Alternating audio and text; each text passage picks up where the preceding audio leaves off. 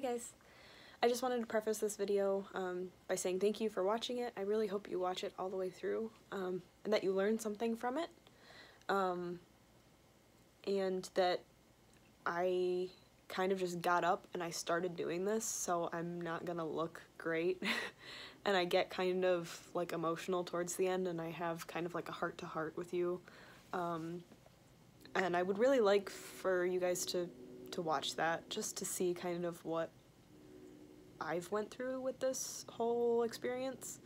Mom and babies are doing great. It's like 7 o'clock right now. They're doing awesome. So I'll just, you know, there's good news for this video.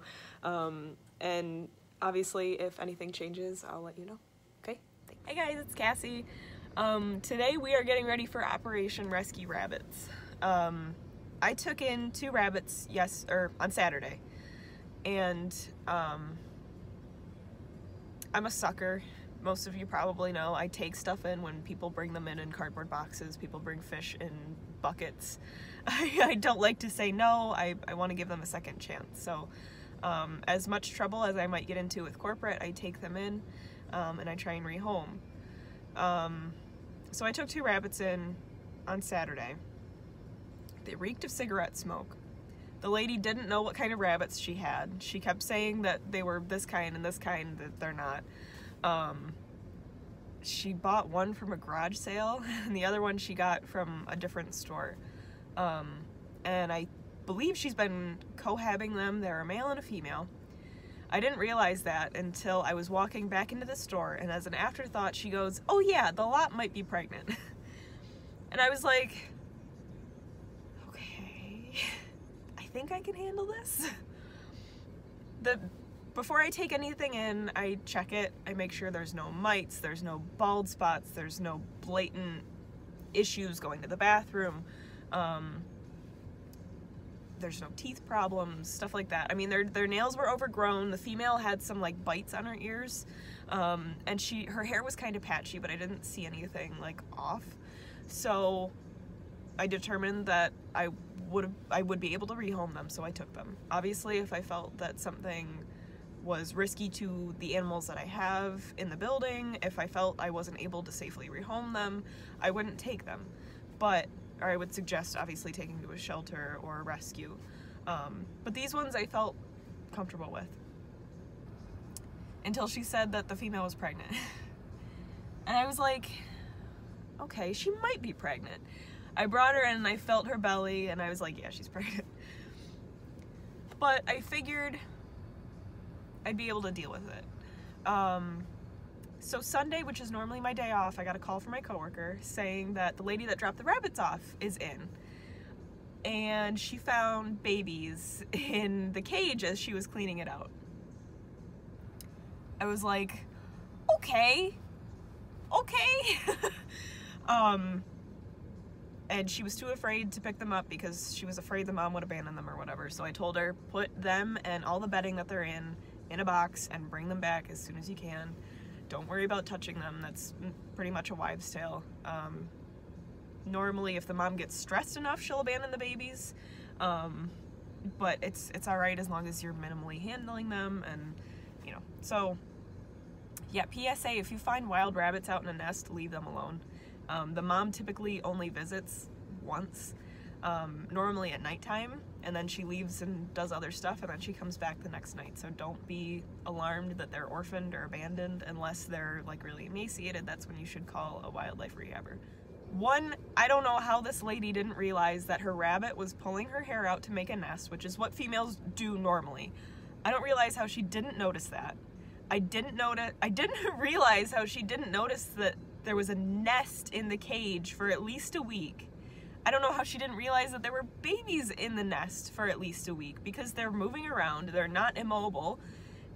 I don't know what I'm gonna do is I'm gonna take them home and they're gonna live in my basement for 7 weeks. I believe they're already a week old, so we are going to raise them until they're ready to be weaned, and then I don't like having rabbits around Easter time. I know it's gonna be about a month or so before Easter. I think it's April 22nd. I don't like selling rabbits at Easter because they're Easter presents, and you know, babies get bigger, they reach puberty if they're not fixed, which we don't fix our animals. Unfortunately, I'm a retail store. I would love to be able to, but I can't. I recommend it to folks, but whether they take my advice or not is up to them. So I don't like doing it, and I know that a lot of rescues around here don't adopt during April, March for fear of animals being Easter presents, rabbits specifically. So I didn't want to dump them off on a rescue that's already overstocked, undersupplied, not having enough fosters and stuff. There's just so many things. I have the room, I have the money, I can do it, I think. So I insulated the floor with some spare rugs, set up the biggest dog kennel that we have. I think it's going to be just fine size-wise, at least for right now. Obviously, when the babies start moving around and stuff, then I believe Liz has an X-Pen that she said that I can borrow. I think this is enough space for right now. Here, I'll show you. Actually. So we're gonna go get all of our stuff, get them loaded up, bring them home. Okay. Mom is unloaded. The babies are in that box. I need to find a box to make a nest box with. But this is her. Unfortunately, my coworker told me that this morning 2 of the babies were in the process of dying, so we're down to just 3.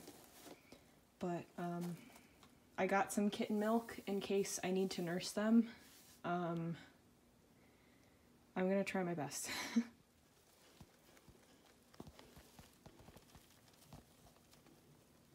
Here's the babies.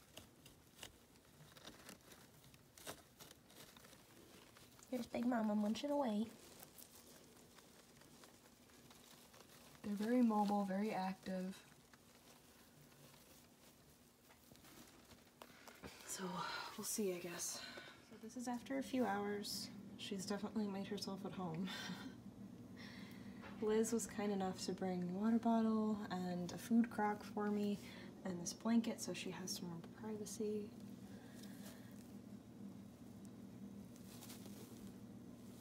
This is her. As I said before, I'm pretty sure she's pregnant again. Rabbits, as soon as they're done giving birth, they can immediately get pregnant again. And because she was housed with a male, she did. I just put this litter box in here to see if she might use it. I don't know if she will, but it's worth a shot. We might as well. She's already very relaxed. When Liz was here, she was flopping down and getting cozy. She cleaned her babies, which is a good sign, I'm hoping. She's at least paying attention to them. They did wiggle their way out of the box that I put in there. They're kind of right where her little rump is right now. They're all hanging out over there. I'm sure you can see the little tiny bit of movement. That's them. So the plan is to raise these guys till 8 weeks old, wean them from their mom, and then find homes for them. And then I'm not sure when she's going to give birth to the second litter. Maybe she's not pregnant, maybe she's just a little rotund or wasn't getting enough fiber, so she was just a little bloated, but it definitely didn't feel like a normal bunny tummy to me. So I don't know. But same thing with that. If she has another batch, we're gonna do the same thing. The lady didn't give me a name for her or the father of the babies either. Unfortunately, I'm not about to risk her getting pregnant again if she does give birth while I'm not here. So I left him at work. He'll be adopted out, but, oh, is she gonna do it? Is she gonna sploot? Flop, flop, flop, flop, flop. Yeah. Comfy bunny. That's a sign of a comfy bunny right there.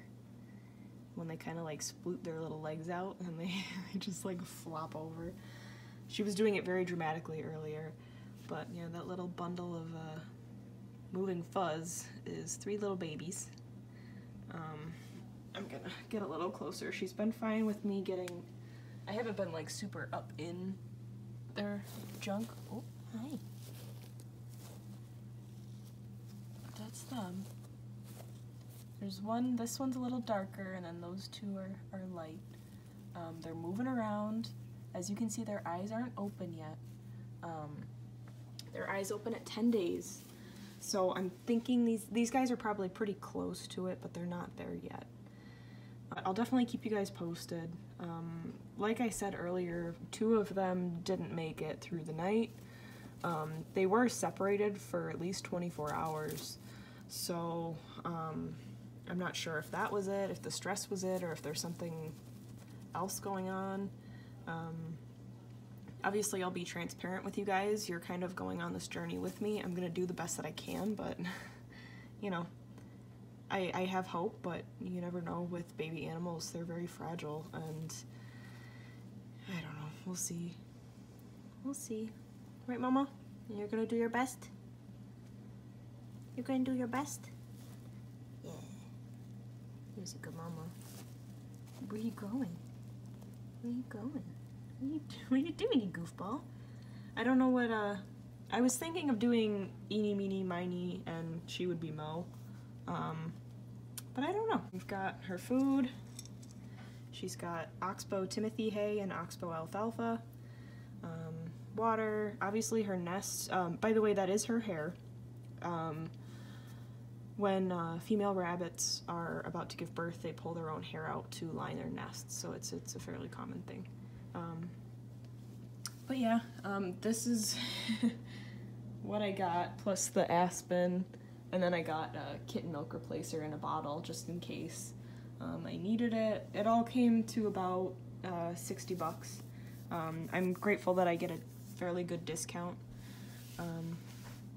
So it wasn't as bad as it could have been. I mean, I don't need help financially right now. I'm very fortunate that I am able to do this. Obviously, if I do end up needing help, I don't mind asking for it, and I have a lot of great people, you know, on my team that I can ask for help, you know, with supplies or advice or, you know, anything like that. So, where are you going? Oops, sorry guys. Where are you going? Get back with your brother and sister, or whatever you are. I haven't really looked. Didn't want to get that up close and personal yet.